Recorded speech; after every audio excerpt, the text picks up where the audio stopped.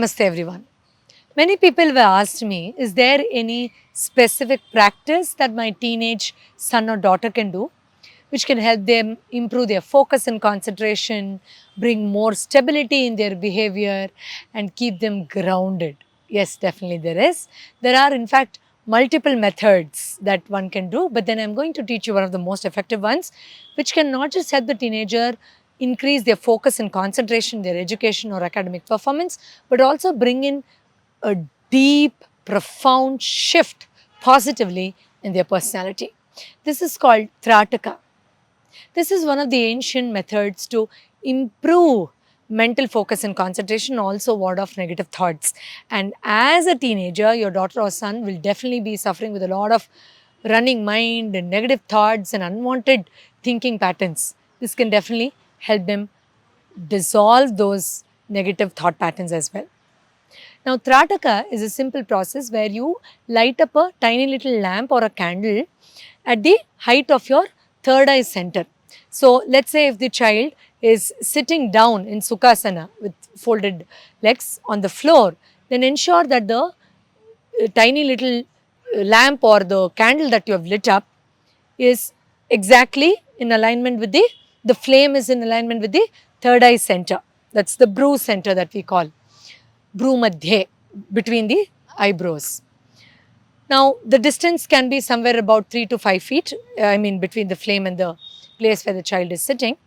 Ensure the room is a little dark so that the focus can completely fall on the flame that the child is going to gaze on. Now, the initial first few seconds, there might be a little bit of irritation, child wanting to just get up and go. But then, just insist the child to do it at least for a few minutes in the first few days. Eventually, I'm very sure your cute little teenager will get addicted to this process because of the benefits the child is going to reap from this. The first round for few seconds, there'll be a little irritation as I said, but after a few seconds, you can just close your eyes and then again open your eyes and look at the flame. When the child is looking at the flame for the second time, after just setting his or her mind on it, there's so much of irritation now that the eyes start burning and the child feels I can no longer keep my eyes open. That's when the child can again close eyes slowly, but this time try to just see that flame between the eyebrows, that sparkling little golden flame. In the third round, slowly opening the eyes again, gazing at the flame this time, let the child keep the eyes open till the eyes start watering. Ask the child to hold on, to tolerate a little bit more. And when the watering happens and the child can no longer bear it, he or she can slowly close the eyes again and try to see the flame again between the eyebrows. This time the flame will be very clear with the closed eyes, that spark, that golden light.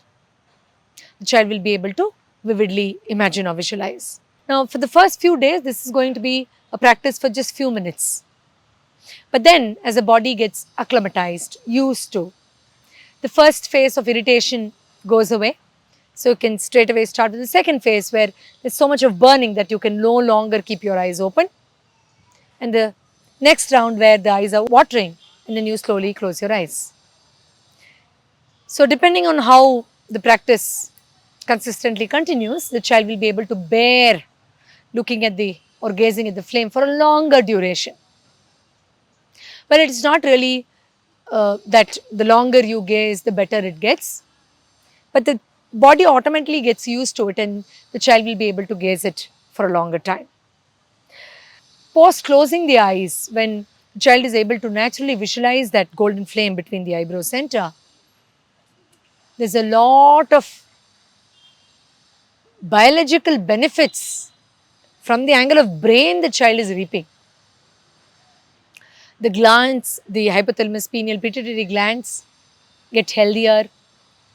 Brain is able to, create some amazing new patterns, as we call that as neuroplasticity, where neural pathways are being rewired into the maximum benefit of how the child can better focus from there on.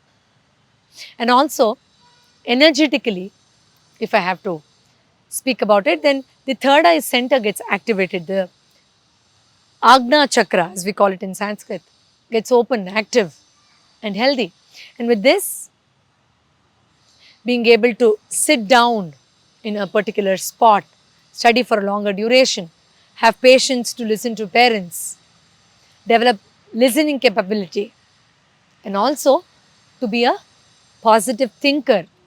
This practice is going to be of great help to the child. Remember, this process is called Trataka meditation. Of course, initially you also sit with the child, so the child gets that motivation of somebody is along with me doing this. And then eventually, I'm sure the child develops this discipline.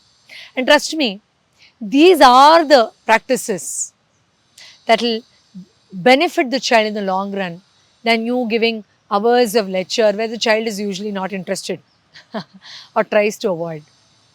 Do let me know if you have any doubts about this process, and if you like it, do not forget to share this with your loved ones.